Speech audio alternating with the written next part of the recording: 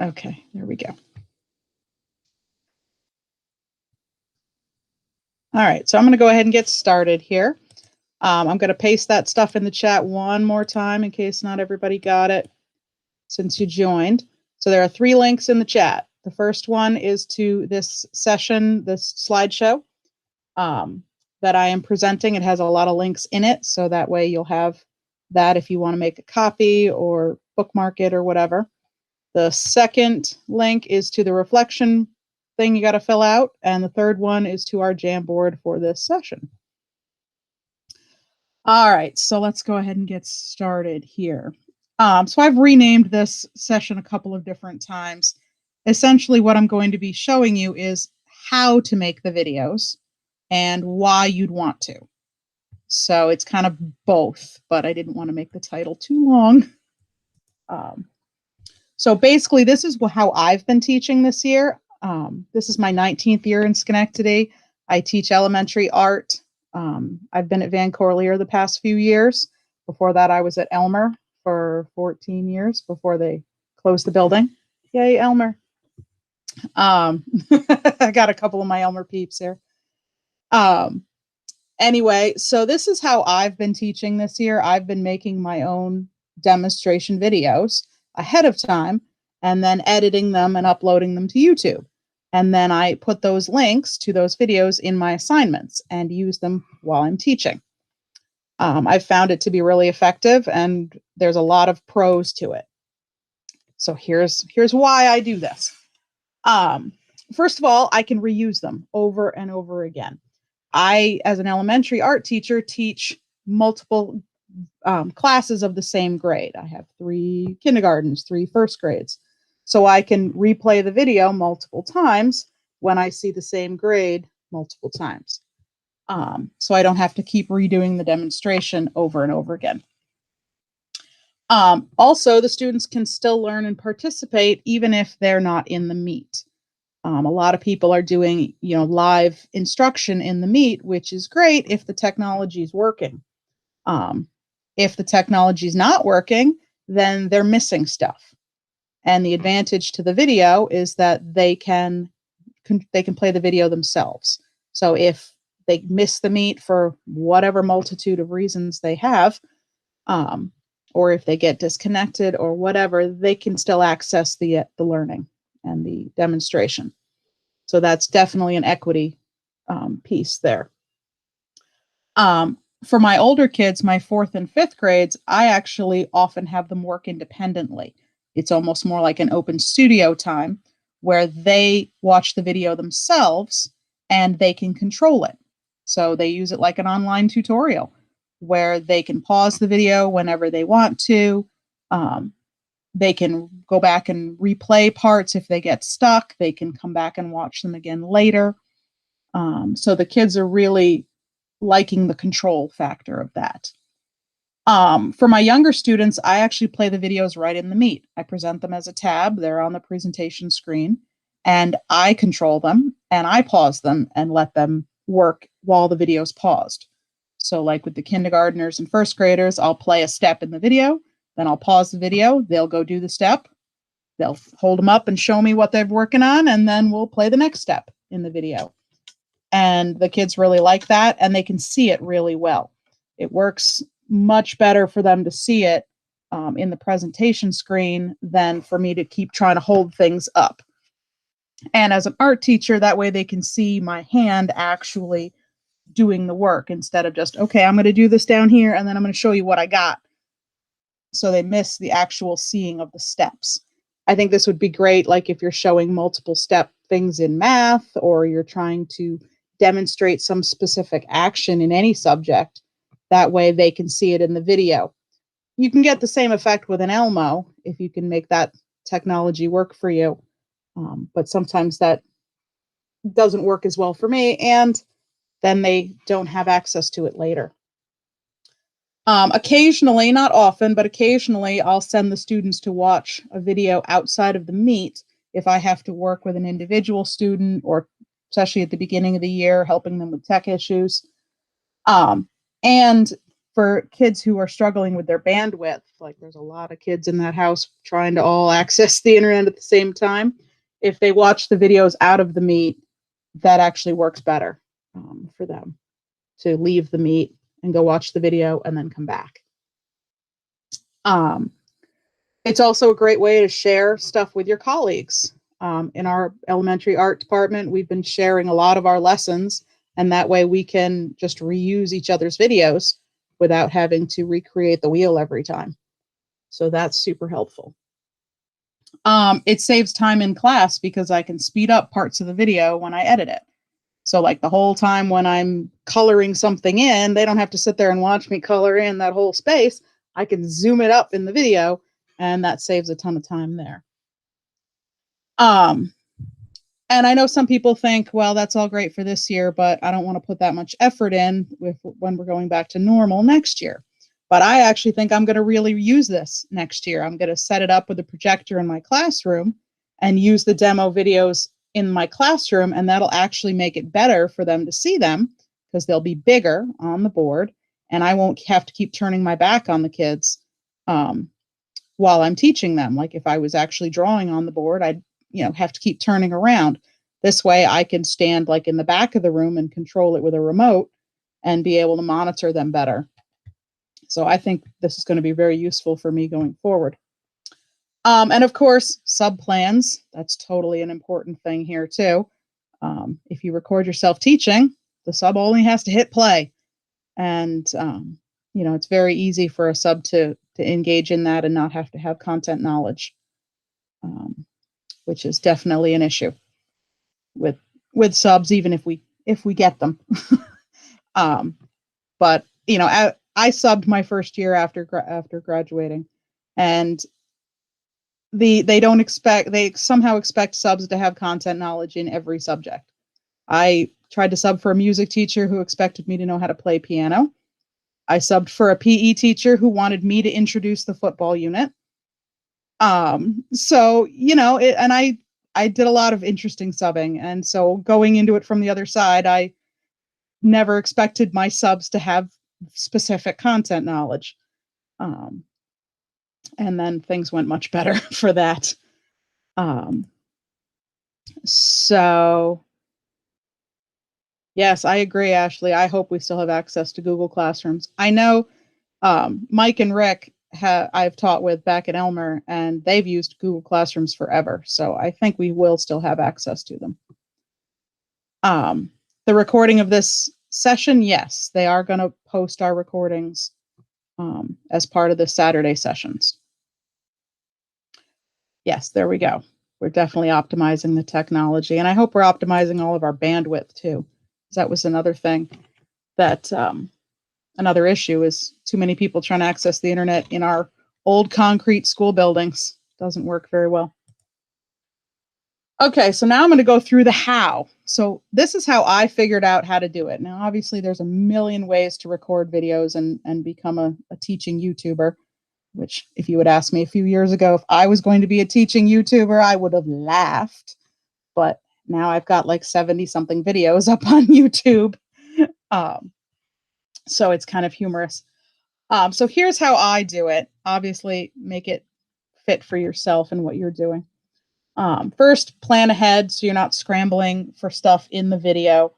Our kids in live class don't mind you walking across the room to grab something, but it looks pretty dumb in the video if you walk away to go get something you forgot about.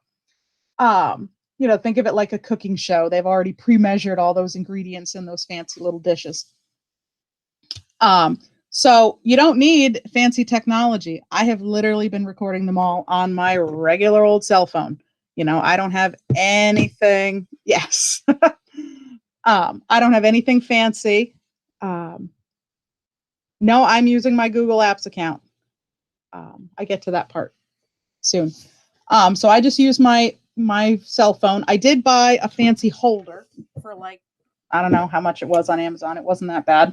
That's the link to the Amazon to buy it on the Amazon. It clamps right to my desk edge. It's nice and stiff, so it holds its position well.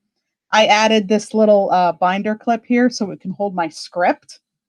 if I've got like a bullet list of things I wanted to remember to say, so it hangs right below my camera when I'm using it.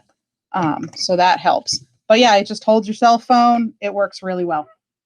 So that was a worthwhile investment. So in the link or in the slideshow here are some links to some of the videos that I've created. So at any point, if you want to go check out what they look like, it's mostly just me being goofy. So, I do some where I'm actually pointing it down at my desk, sort of like an Elmo style, where they can see me drawing. Sometimes I have them pointing up at the board, if I'm explaining steps on my whiteboard here. You can record with your Elmo. I know a lot of schools bought Elmos for people. I went and picked mine up too. I've got it. I used that, and in that link, it'll show you where I actually wanted to have my phone in the video because I was looking at pictures on my phone to help me draw them. So that's when I use the Elmo to record. Personally, it irritates me that the Elmo videos have the controls showing in the video. I'm sure there's a way to turn those off, but I haven't figured it out yet. And I just really I think my phone is much easier. One thing I did learn the hard way, make sure you talk loud when you're recording your video. They can always turn down the video when they're watching it, but there's only so much they can turn it up if you don't talk loud enough when you're recording it. So make sure you speak up. I'm sure there's ways to do that I haven't figured out yet to make your videos louder, but the easiest thing is just to project a bit. Once you've recorded the video, copy it to your computer. Definitely do it with a cord. I had a friend who was like, yeah, I set it up to transfer and it's like 2 hours to copy the video onto my computer. And I was like, how? It turned out she was doing it wirelessly. So, that for a long video would really be a lot of time. Whereas it takes about less than a minute for me to transfer my videos with a cord. For editing, you can go fancy and use, Adobe Premiere or iMovie. Yes, but in Windows Movie Maker, you can turn it. So that was another thing that I found very helpful. So I use Windows Movie Maker. It's like totally free. It's very simple, very easy to use. You don't need specialized tech info, knowledge. You play with it for a little bit and you've pretty much figured it out. It's got some nice, simple animations and transitions, just enough to make it fancy and the kids think it's fabulous. And yes, you can rotate it. So if your camera ends up being turned the wrong way and you get the video turned the wrong way, you can rotate it in Movie Maker. So that was definitely a helpful thing. So, you can cut it, you can speed up parts of it pretty easily. So you can combine. Yeah, it should if it doesn't.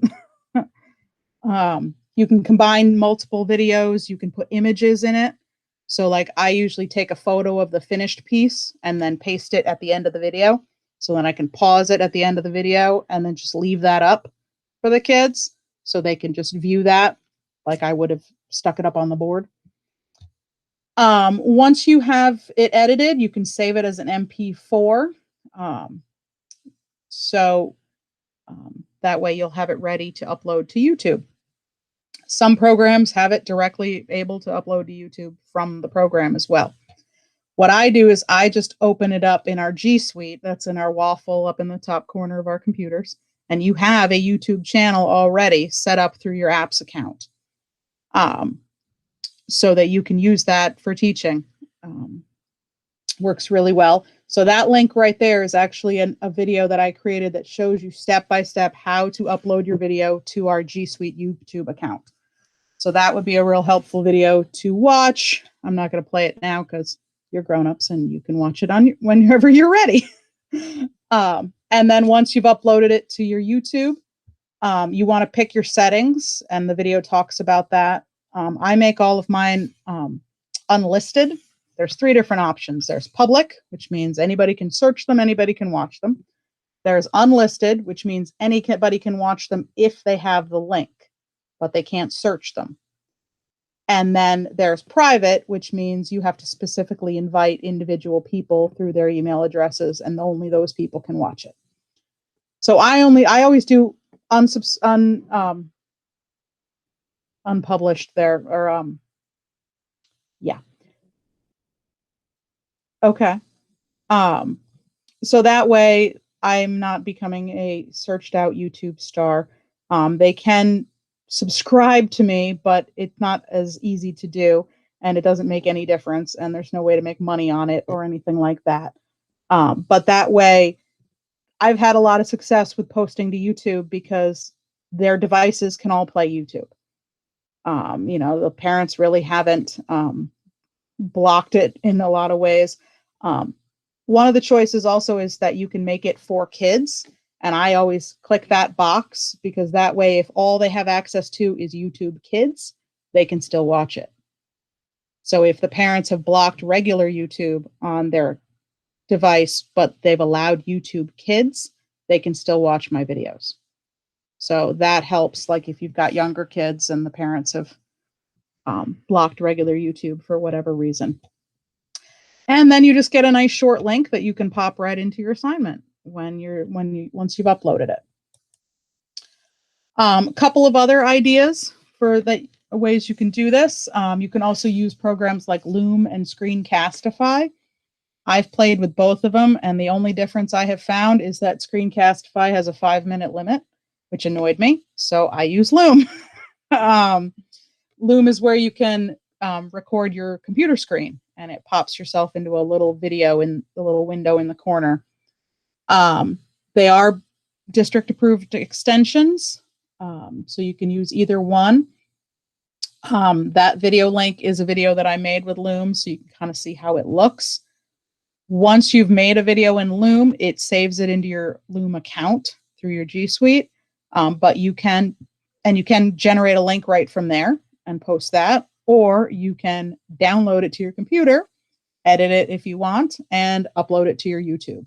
So you can still create YouTube links even from a Loom recording. It takes a few minutes after you finish making the video for it to be able to be downloaded, but you can still download it. I like using Loom videos to demonstrate how to use a website or a program.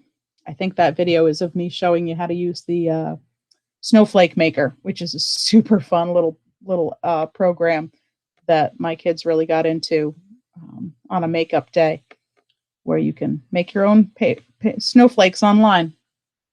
I also use it when I'm created a slideshow and I want to kind of guide the little kids through it.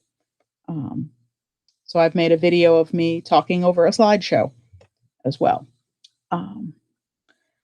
Another idea, you can connect parts of different videos. So I have one video that I attached there where I started with myself outside and with my dog, because I was teaching kids how things get smaller or appear to be smaller as they get farther away. Little spatial perspective lesson for second graders. And so I actually was throwing the ball for my dog so they could see that she appeared to look smaller as she got farther away, and then appeared to get bigger as she got closer. So I did a short video of that outside. Then I went to Loom and actually demonstrated how they could use that in their artwork in the Seesaw app.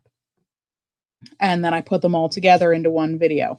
So that's what that link is, to show you that combination. So that's another idea. And that's pretty much my whole thing here. I wanted to keep it short so you'd have time to look at any of the video links that you wanted to.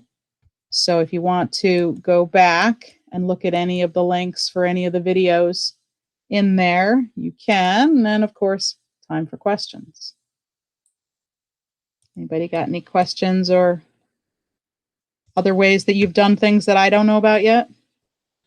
I have a weird question about Loom. Yeah. I've tried using it before, and I feel like whether it's just the face mode or face and screen, whenever it's recording you, it shows you the full like rectangle space of your face, but only presents the circle. So I can't tell you how many videos I've recorded where I feel like they can see everything, and then when it's done, the circle, like the things I want them to see are outside the circle. Do you That's have weird. those? I haven't experienced that. Really? Oh, maybe it's When I'm recording it, it's just the circle, and that's the way it stays. no. When I'm recording, it's like the whole screen, and then when I watch it back, the things outside the circle are cut off. That's weird. I don't know. Oh, maybe I need to look into that myself. Yeah, I'm. Okay, just checking. Maybe I thought maybe there was like a little trick to it that I was missing. Yeah. Okay. Yeah, I mean, I'm reading your comment about the YouTube videos with your school account. Yeah, they've definitely changed things this year.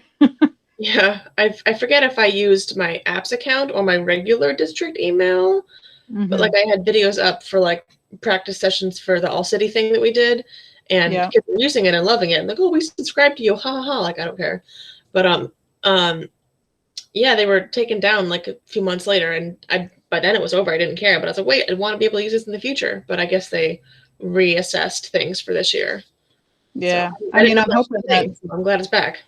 Yeah, I mean, I'm hoping that they don't take down all the ones that I've uploaded, but I do have them saved on my computer. Oh, gosh, yeah, you better. Yeah, I always save them as the regular MP4 on my computer, and then I keep them even once I've uploaded them.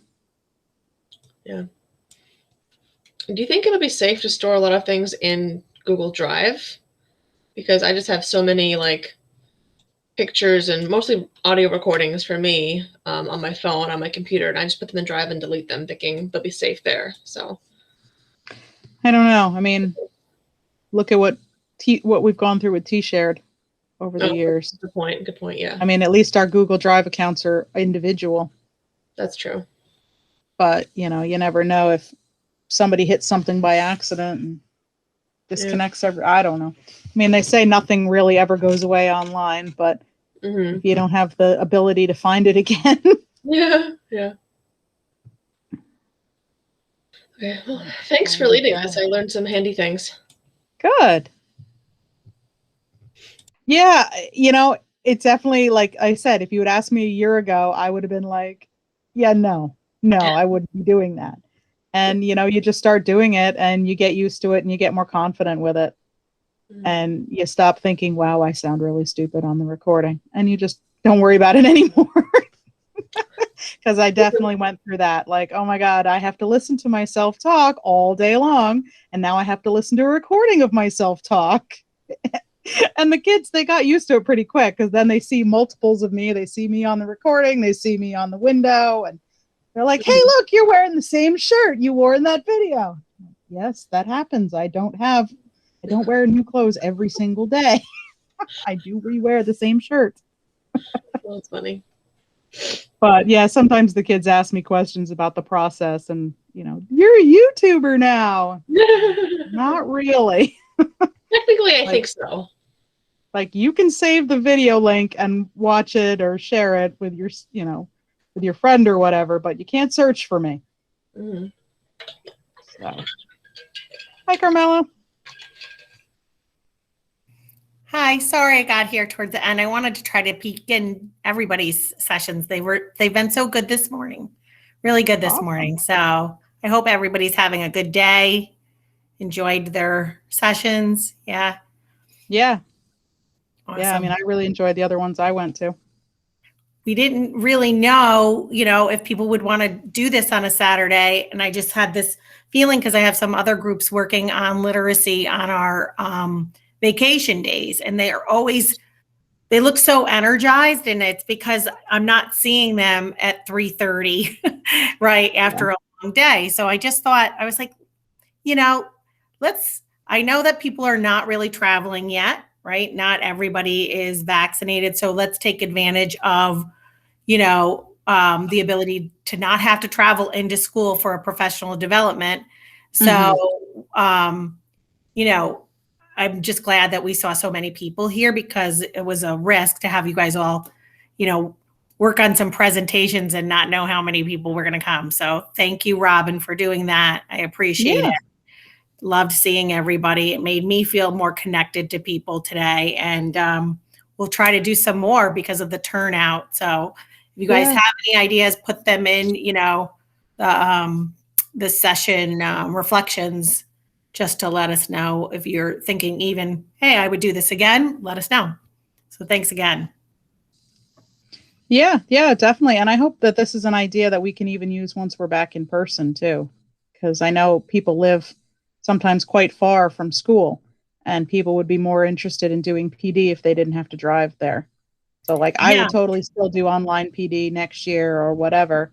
Yeah, I think so. And I think even when I think, it'd be helpful for sometimes when you're really digging into something and you have to create a document, I'd like to see people together. But not necessarily for something that, you're getting kind of just a preview like these sessions where we don't Mhm. have to do consensus building here, right? Like sometimes you have to work out a problem. And you might just need 10 people and want them in person. But I was even thinking sometimes next year for district level meetings, sometimes we have to start later because people have to get across town to get to the meeting. And so we Right. don't need to do that anymore. It just opens up opportunities for people Yeah. to not have to. Even like department level meetings and That's stuff right. where everybody's coming from different buildings. That's right. That would save so much time because you don't have to That's right. allow for travel time. Exactly. And I think it would improve turnout as well, because some people are like, Absolutely. I just can't drive across town today. I am too tired. But if they could It just just sit at their keeps desk people from starting a whole half an hour later, right? And then now we're getting people late to pick up their children or whatever. So I love the idea. So I do think we'll do it more. So just let us know. Make sure you do your Excellent. feedback forms just to at least tell us, what you're thinking about whether or not you would do more Saturday sessions. So thanks again, everybody. And Yeah. if you want to send me an email for any reason to tell me anything, just feel free. Awesome. Thank you. So I'm going to repost the links here so that they're handy at the bottom. Like I said, you can copy the slideshow if you want to be able to access any of the links later. And like I said, all of my video links are up, unsubscribed, so that, or I don't know why I can't think of the word anymore. But if you have the link, you can view them. So you don't have to ask for permission or anything. Definitely make sure you fill out the reflection. If you want to head over to the Jamboard. Oh, good. Some people have already posted in the Jamboard. Yay.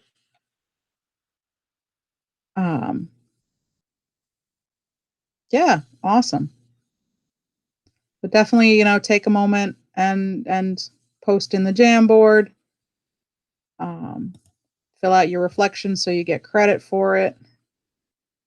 And I'll hang out if anybody thinks of any other questions. If you want to check out any of my videos, and then they're not very long. I teach for an hour, and so my videos, I try to keep my demonstrating under 10 minutes. So my videos are only a couple of minutes, a few minutes. Some of them, the longer demo videos, are longer when I want them to work along with them through the whole class. But my intro videos and stuff are pretty short. But I'd be happy to demonstrate anything if anybody. You can also later if you have questions. I'm not Google certified, or I don't have a degree in this. I have just figured it all out on as I go, and this is just what works for me. Obviously, there's a lot more that I probably could be doing better or easier, but this is just the way I've figured it out that works for me.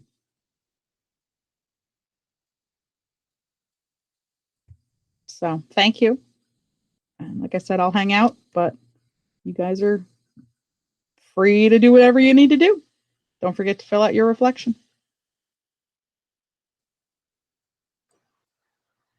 Thank you. Bye. Good to see you guys.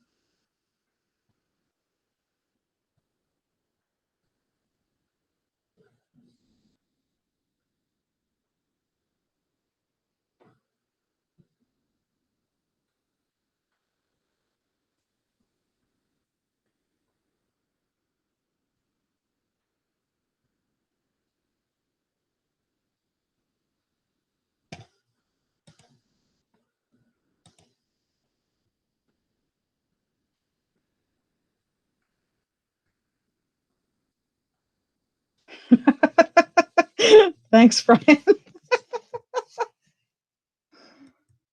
You know, it's funny. I've been using other people's YouTube videos as well, teaching. And some of the ones that I've been using, I'm like, I could do better than that. And in some cases I have. I'm like, you know what? I'm taking their idea and I'm redoing the video because I can do it better. But I'm sure people think that way about mine too. So I know I thought about it. I'm like, could I make a little side money on this? I never thought about it before, but I only do the asynchronous day videos, and it's about 3 to 4 minutes, you know, step by step. But I never thought about videos of teaching. You know, I'm going to consider that because my voice gets tired at 6 period, and 7 period doesn't do the best of me. They really don't. Yeah, and I always like when I'm teaching in class, and I mean, if you're in middle or high school, you teach it even more often. You know, I teach the same thing 3 times, 4 times. You know, like, did I remember to say that to this class? Did I get all the points that I wanted to make with this class, or was that last class? Especially if I have the same grade twice in a row, then I totally lose it because I'm like, wait, did I say that to that grade, that class, or that second grade? So having it pre-recorded means I can make sure I say everything I want to say. That's true. That is so true. Thank you, Robin, for doing this.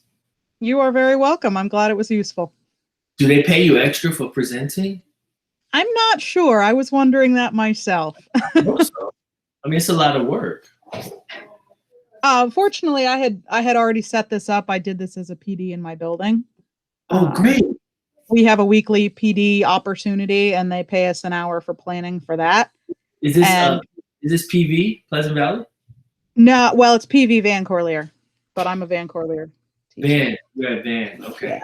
Yeah. So yeah, my principal had come into my classroom, you know, just to check things out, and she commented how, you know, because she'd seen me do it over and over again, how useful the video teaching was, and she thought it really worked great. And she's like, you should do a PD and teach this to everybody else. I'm like, okay, I can do that. Right. So I already had this. So that when the email came out asking about the Saturday thing, I'm like, I can just reteach the one I've already taught and offer it to other people. Right. Maybe it'll be useful. That's right. Yeah, very useful. Thank you. Very useful. And I like the fact that you keep it for next year if you're going to plan to do that. Yeah. I know, because I definitely thought about that when I first started. I'm like, this is a lot of upfront work. Is it going to be worth it? And when I kind of was rationalizing it to some of my other art teacher colleagues who are literally doing it over and over again, you know, the demos in their classes. And I said, you know, not only does it save you the time on these classes, but it opens up your time during class because you're not sitting there drawing during class. So while I'm playing the video and stopping and starting it and checking with them, I'm also on my other monitor checking in their work from last week. Yeah. And marking down the grades in my grade book and stuff. So it opens up my time during class that I can do things that normally would have to be done outside of class if you're sitting there drawing during class. Yes. So it's like, it's more upfront work, but it opens up time later. So I don't think it's more. I think it's just different. All right. Thank you. Thank you so much. You're welcome. All right. Have a good weekend. You too. Bye. Bye.